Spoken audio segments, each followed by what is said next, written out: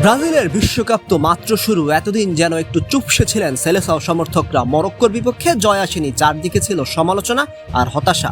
কিন্তু হাইতিকে উড়িয়ে দিয়ে ব্রাজিল দেখিয়ে দিল তাদের গল্প এখনই শুরু।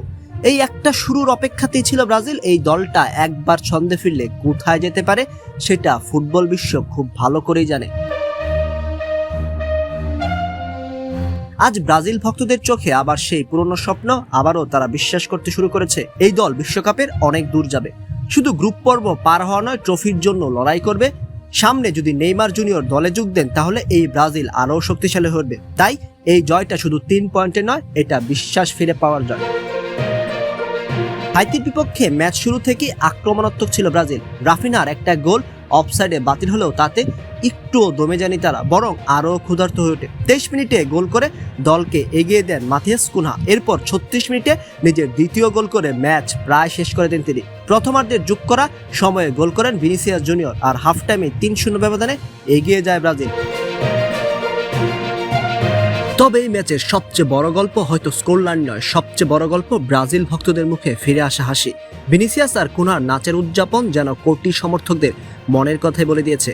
এতদিন যারা ট্রল করেছেন, সমালোচনা সহ্য করেছেন, তারা যেন নতুন করে বুক ফুলে কথা বলার সুযোগ পেলেন। দ্বিতীয়ার্ধে এনরিকের একটি গোল অফসাইডে বাতিল হয়, কিন্তু তাতেও ব্রাজিলের আধিপত্য কমেনি। শেষ পর্যন্ত 3-0 গোলের জয় আর ক্লিন শিট নিয়ে মাঠ ছাড়ে সেলেসাওরা। এখন ব্রাজিল ভক্তদের কণ্ঠে একটাই কথা, এটাই কি সেই টার্নিং পয়েন্ট? এটাই কি সেই ম্যাচ যেখান থেকে শুরু হবে মিশন হেক্সা? কারণ ইতিহাস বলে ব্রাজিল যখন আত্মবিশ্বাস নিয়ে ফিরে আসে, তখন আর্জেন্টিনা, ফ্রান্স, ইংল্যান্ড কিংবা অন্য কোনো বড় নাম তাদের ভয় দেখাতে পারে না।